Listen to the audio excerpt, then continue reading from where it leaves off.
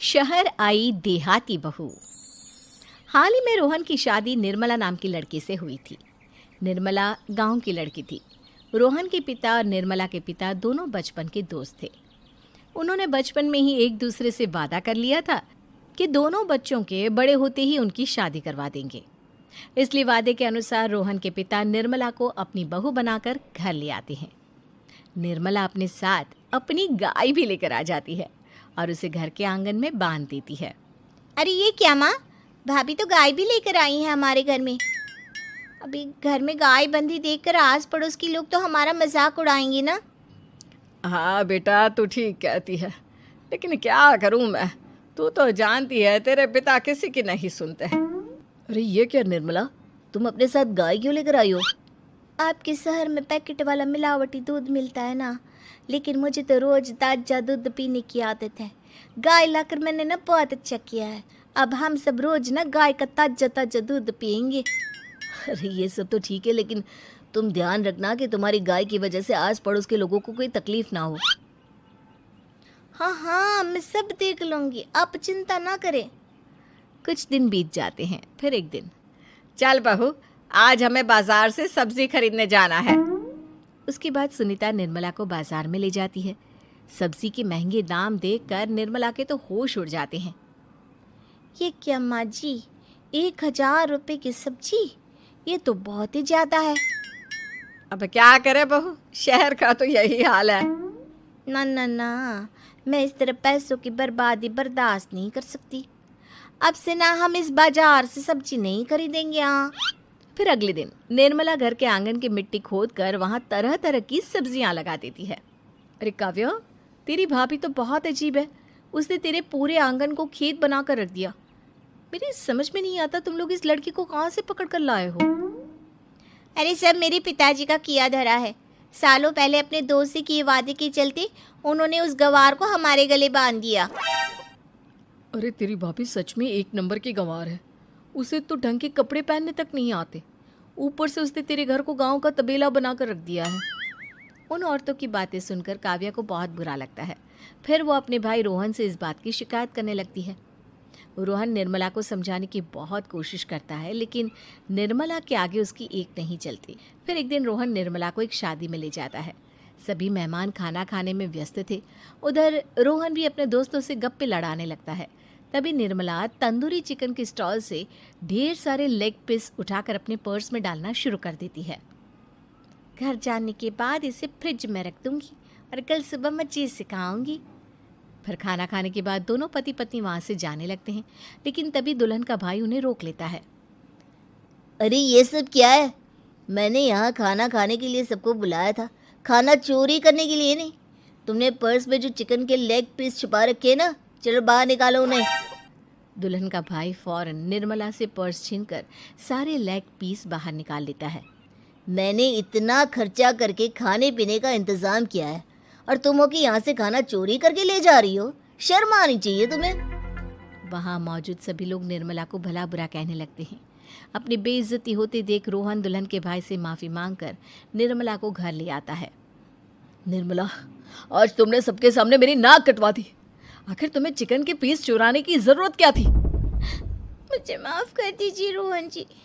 दरअसल ना, हमारे गांव में जब भी शादी होती थी तब मैं और मेरी सहेलियाँ इसी तरह शादी से ढेर सारा खाना लेकर आते थे। मुझे नहीं पता था कि मेरी इस गलती से आपकी इतनी बेइज्जती हो जाएगी। मुझे माफ़ कर दीजिए, आज के बाद ऐसी गलती कभी ना करेंगे। इतना कहकर निर्मला रोने लगती है। निर्मला को रोते देख रोहन का दिल पिघल जाता है और वो उसे माफ़ करके गले लगा लेता है। इस तरह कुछ दिन बीत जाते हैं। फिर एक दिन रोहन उदास होकर घर लौटता है। रोहन के कपड़े बुरी तरह फटे हुए थे। अरे बेटा, ये सब क्या है? किसी के साथ मारा पीटी हो गई है क्या? नहीं माँ, आज हमारी ज़िंदगी का सबसे बुरा दिन है। म्यूनसिपालिटी वालों ने हमारी दुकान तोड़ दी। आज से हमारी आमदनी पूरी तरह बंद हो गई। हे भगवान, हमने तो किस्त पर ढेर सारा सामान ले रखा है। अब हम सारे सामान की किस्त कैसे चुकाएंगे? मेरी तो सोचने समझने की शक्ति ही खत्म हो गई। पता नहीं आगे हमें और कितनी मुसीबत झेलनी पड़ेगी। आप सबको ना चिंता करने की जरूरत ना है, मैं सब ठीक कर दूंगी। तो कहना क्या चाहती है बहू? हम ना बोल कर नहीं बल्कि करके दिखाएंगे। हाँ। उसके बाद निर्मला अपने पिता को फ़ोन करके गांव से 5 गाय मंगवा लेती है और फिर अगले दिन निर्मला सभी गायों का दूध निकाल कर बड़े बर्तन में भर लेती है। तुम ये सब क्या कर रही हो निर्मला? मेरी तो कुछ समझ में नहीं आ रहा। हम ना इन गायों का दूध बेचने जा रहे हैं। उसके बाद हमारे पैसों की समस्या खत्म हो जाएगी। हे भगवान, बस यही दिन देखना बाकी रह गया था। भाभी दूध वाली बनकर दूध बेचेंगी तो मोहल्ले में इज्जत क्या रहेगी हमारी? सभी लोग हमें तरह तरह के ताने मारेंगे। आप ना ऐसी बेकार की बातें ना करो काव्या जी। जब जेब का पैसा और पेट की रोटी छिन जाती है तो इंसान पहले अपने और अपने परिवार के बारे में सोचता है। और वैसे भी जिस काम से हमारा घर चले उसकी कभी ना बुराई नहीं करनी चाहिए।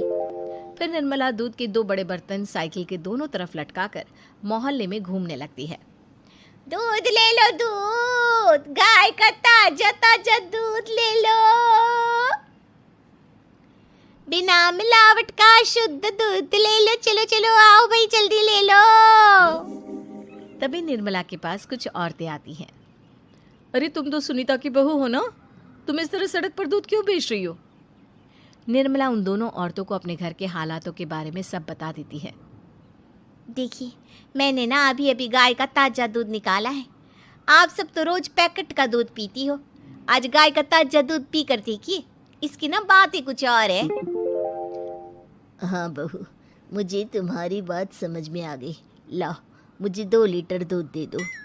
उस औरत की देखा देखी बाकी औरतें भी निर्मला से दूध खरीदना शुरू कर देती है। थोड़ी ही देर में निर्मला सारा दूध बेचकर ढेर सारे पैसे इकट्ठे कर लेती है। उसके बाद निर्मला घर जाकर सारे पैसे अपनी सास को पकड़ा देती है। अरे बहू, इतने सारे पैसे! सच में तेरा आइडिया तो काम कर गया। अरे माँ जी, आप तो बस देखती जाइए, कुछ ही दिनों में मैं अपने घर की सारी समस्या खत्म कर दूंगी। हाँ। फिर अगले दिन से निर्मला गायों के गोबर से ढेर सारे उपले तैयार करके बेचना शुरू कर देती है। निर्मला को पैसे कमाते देख रोहन के अंदर भी हिम्मत आ जाती है और वो भी दूध बेचने का फैसला करता है। निर्मला के कहने पर उसके पिताजी कुछ और गायों का बंदोबस्त कर देते हैं। इस तरह दोनों पति पत्नी मिलकर दूध बेचना शुरू कर देते हैं। कुछ ही महीनों में उनका दूध का व्यापार खूब फल फूल जाता है।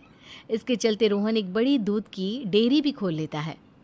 पिताजी, जब आपने निर्मला से मेरी शादी करवाई थी तब मैं मन ही मन आपको कोसा करता था, लेकिन आज मेरी समझ में आया कि आपका फैसला बिल्कुल सही था।